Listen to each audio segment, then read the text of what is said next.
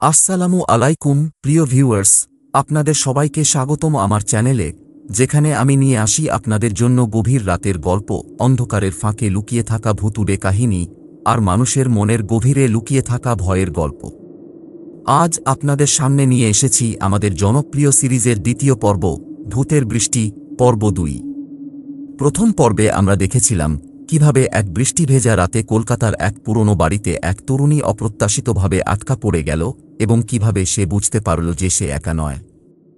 সেই বাড়িতে কেউ আছে, কেউ যে আলো নয়, ছায়াও নয়, কিন্তু কিছু একটা।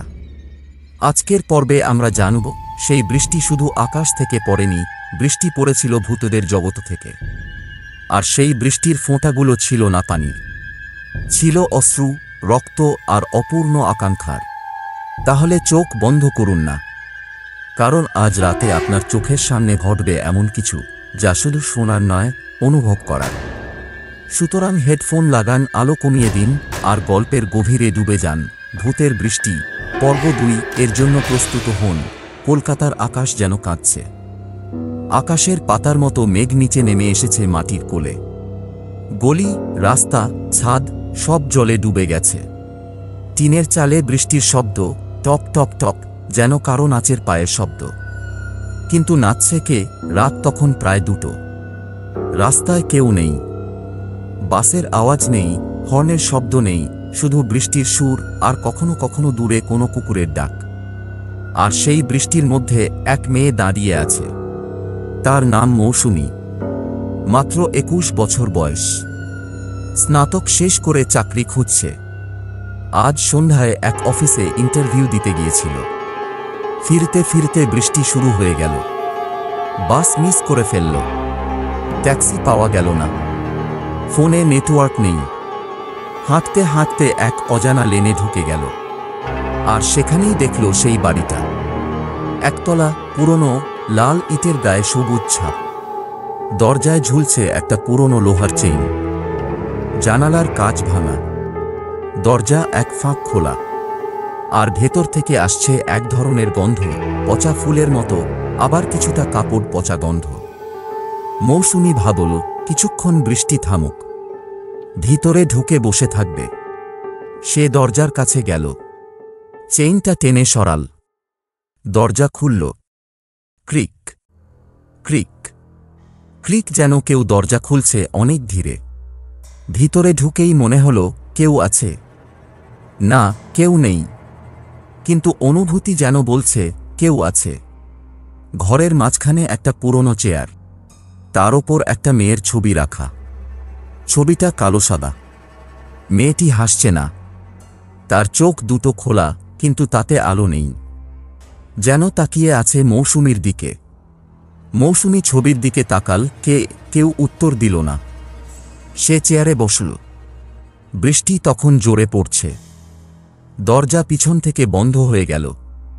টুপ, মৌসুমী চমকে উঠল। কে আছে? কেউ নেই।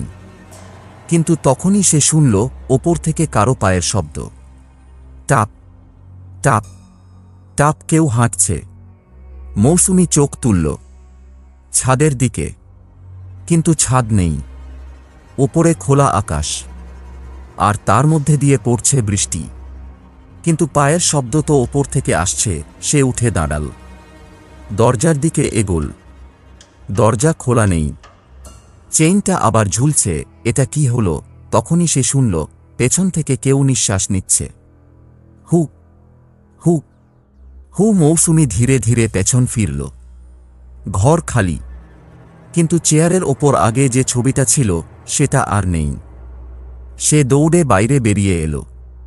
বৃষ্টি তখন জমে গেছে মাটির সাথে। আকাশ থেকে যেন কালো পানি পড়ছে। আর তখনই মৌসুমী দেখল বৃষ্টির ফোঁটাগুলো পড়ছে না মাটিতে, তা হাওয়ায় ভাসছে। আর প্রতিটি ফোঁটার ভেতরে একটা মুখ।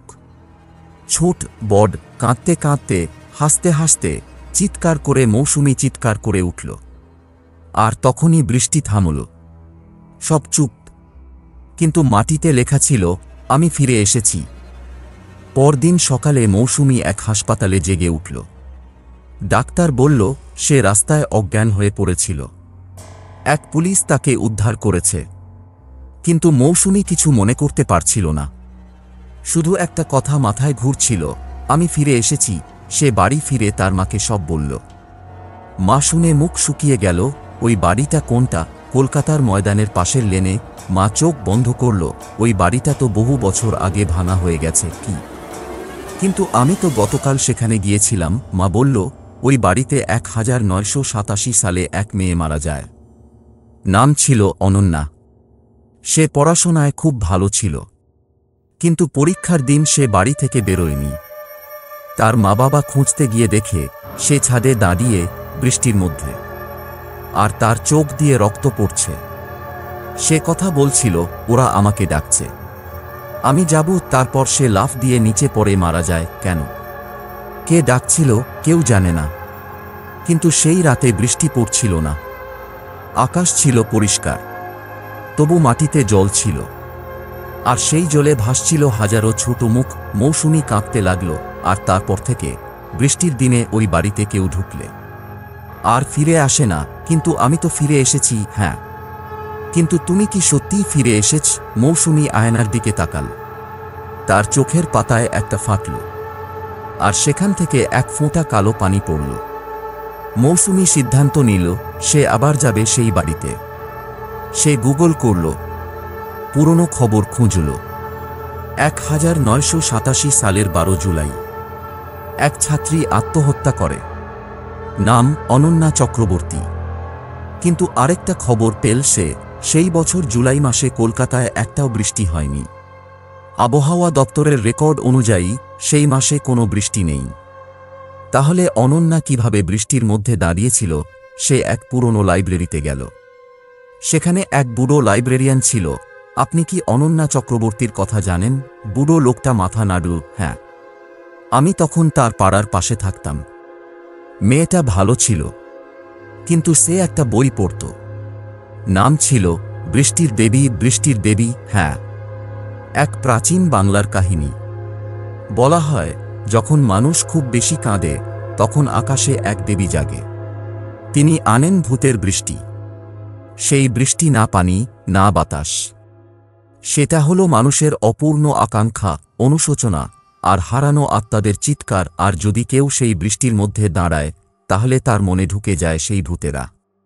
তারা বলে, তুমি আমাদের সাথে আসবে। অনন্যা সেই বইটা পড়েছিল, আর সে বিশ্বাস করেছিল। সে চেয়েছিল মরতে, কারণ তার বাবা মা তাকে বিয়েতে বাধ্য করছিল। সে পড়াশোনা চাইত, কিন্তু কেউ শুনছিল না। সে বইটা পড়ে বলেছিল, আমি বৃষ্টি ডাকব। আর সে রাতে বৃষ্টি এলো, কিন্তু বৃষ্টি তো হয়নি। হ্যাঁ, কিন্তু সে রাতে অন্য কিছু হয়েছিল। মানুষ বলেছিল আকাশ থেকে কালো জল পড়ছে, আর সেই জলে ভাসছিল মুখ। আর অনন্যা হাসছিল। সে মারা যায়নি, সে চলে গেছে। কোথায়? যেখান থেকে বৃষ্টি আসে। মৌসুমী সিদ্ধান্ত নিল সে সেই বইটা খুঁজবে, বৃষ্টির দেবী। সে বিভিন্ন পুরনো বইয়ের দোকান ঘুরল, কেউ কিছু জানে না। শেষে এক বইয়ের দোকানদার বলল, আমার দাদা একসময় এমন বই বিক্রি করতেন, কিন্তু সে বই কালো জাদুর বই। যারা পড়ে তারা হয় মারা যায়, নয়তো গায়েব হয়ে যায়। আপনার কাছে আছে? না, কিন্তু আমি জানি কে রাখে। কে? বেহালার এক বুড়ো মাঝি, নাম রামনারায়ণ। সে নদীর ধারে থাকে। সে বলে সে বইটা পানির নিচ থেকে তুলেছে। মৌসুমী বেহালায় গেল। সন্ধ্যা নামছে, হুগলি নদীর জল কালো। এক ছোট ঘরে বসে আছে রামনারায়ণ। তার চোখ দুটো সাদা, কানে একটা মাছের হাড়। তুমি কি চাও? বৃষ্টির দেবী বইটা। বুড়ো হাসল। সে বই কাউকে দেয়া যায় না। সে বই নিজে থেকে কাউকে বেছে নেয়। কিন্তু আমি জানতে চাই, কেন আমি সেই বাড়িতে গিয়েছিলাম, কেন আমার চোখ থেকে কালো জল পড়ে? কারণ তুমি তার সাথে মিল। কার সাথে? অনন্যার। কিভাবে? তুমি তো চাকরি খুঁজছ না, তোমার মা বলছে বিয়ে করো। তুমি পড়তে চাও, কিন্তু কেউ শুনছে না। তুমি কাঁদো রাতে, তোমার মনে হয় তুমি হারিয়ে গেছ। মৌসুমী চুপ করে রইল। ভূতের বৃষ্টি তখনই আসে যখন কেউ এতটাই কাঁদে যে আকাশ তার কান্না শুনে। তুমি কাঁদছিলে মনে মনে, আর অনন্যা তোমাকে ডেকেছে। কেন? কারণ সে একা। সে চায় কেউ তার সাথে থাকুক। আমি কি যাব? তুমি আসলে ইতিমধ্যে গেছ। সে রাতে মৌসুমী ঘুমাতে গেল। ঘুমের মধ্যে সে দেখল তার আয়নার সামনে দাঁড়িয়ে আছে অনন্যা। সাদা শাড়ি পরা, চোখ দুটো খোলা, কিন্তু তাতে কালো জল। তুমি আমাকে দেখতে পাচ্ছ? মৌসুমী মাথা নাড়ল। আমি একা ছিলাম, কিন্তু এখন তুমি এসেছ। আমাদের সাথে আসবে? কোথায়? যেখানে বৃষ্টি পড়ে ভূতের চোখ থেকে, যেখানে কেউ কাউকে বুঝে না, কিন্তু আমরা বুঝি। আমি যাব না, তুমি ইতিমধ্যে গেছ। তোমার চোখের জল আমার রক্ত, তোমার হৃদয়ে আমার শ্বাস। তুমি আমি তুমি। মৌসুমী চিৎকার করল। ঘুম ভাঙল। সে আয়নার দিকে তাকাল। তার মুখে হাসি, কিন্তু সেটা তার হাসি নয়। পরদিন সকালে আকাশে মেঘ করল। দুপুরে বৃষ্টি শুরু হলো, কিন্তু এবার বৃষ্টি পড়ছে উল্টো দিকে। ফোঁটাগুলো মাটি থেকে আকাশের দিকে উঠছে। মানুষ দেখে ভয় পায়। কেউ কেউ বলে তারা মুখ দেখেছে বৃষ্টির ফোঁটায়। মৌসুমী বাড়ির ছাদে উঠল। সে জানে আজ সে যাবে। তার মা ডাকল, মৌসুমী নিচে আয়, কিন্তু মৌসুমী উত্তর দিল না। সে ছাদে দাঁড়িয়ে আছে। বৃষ্টি উল্টো দিকে পড়ছে, আর তার চোখ দিয়ে পড়ছে কালো জল। সে হাসছে। নিচে তার মা চিৎকার করছে, কিন্তু মৌসুমী শুনছে না। সে শুনছে অনন্যার কণ্ঠ, ধন্যবাদ, আমি আর একা নই। আর তখনই মৌসুমী লাফ দিল, কিন্তু নিচে পড়ল না। সে উঠে গেল বৃষ্টির সাথে, আকাশের মধ্যে মিলিয়ে গেল। কয়েক মাস পর এক ছেলে হাঁটছে রাতের রাস্তায়। নাম তার আরাফ। সে চাকরি হারিয়েছে, প্রেমিকা ছেড়ে চলে গেছে, মা বলেছে সে ব্যর্থ। বৃষ্টি শুরু হলো। সে এক পুরনো বাড়িতে ঢুকল। ভিতরে চেয়ারে দুটো ছবি, একটা অনন্যার, আরেকটা মৌসুমীর। ছবি দুটো হাসছে। বাইরে বৃষ্টি পড়ছে, কিন্তু ফোঁটাগুলোর ভেতরে দুটো মুখ নয়, তিনটি। আরেকটা মুখ নতুন। সে মুখ তাকাল আরাফের দিকে, আর বৃষ্টি বলল, আমি ফিরে এসেছি। প্রিয় ভিউয়ার্স, আজকের গল্প শেষ হল, ভূতের বৃষ্টি পর্ব 2। কিন্তু গল্প কি শেষ হয়েছে? না, কারণ ভূতের বৃষ্টি আসে তখন যখন কেউ এতটাই একা বোধ করে যে মনে হয় পৃথিবীতে তার কেউ নেই। আর সেই মুহূর্তে কেউ তাকে ডাকে, হয়তো ভালোবাসার ছলে, হয়তো একাকিত্বের আশ্বাসে। কিন্তু সত্যি কি তা ভালোবাসা, নাকি সেটা শুধু আরেকটা আত্মার চিৎকার যে একা থাকতে পারে না? আমরা সবাই কখনো না কখনো একা বোধ করি, কিন্তু মনে রাখবেন, একা থাকা আর একাকী হওয়া এক নয়। আপনার কাছে যদি কেউ না থাকে, তবু আপনি একা নন। আপনার পাশে আছে আমি, আছে এই চ্যানেল, আছে এই গল্পগুলো। আর যদি কখনো মনে হয় আকাশ থেকে কালো বৃষ্টি পড়ছে, তখন চোখ বন্ধ করে শুনুন আপনার নিজের হৃদয়ের শব্দ, কারণ সেটাই সত্যি, সেটাই আপনি। আজকের মতো এ পর্যন্তই। ভালো থাকুন, সত্যি থাকুন, আর ভুলবেন না, যদি বৃষ্টি পড়ে ভূতের, তবু আপনার হৃদয়ে বৃষ্টি হোক ভালোবাসার।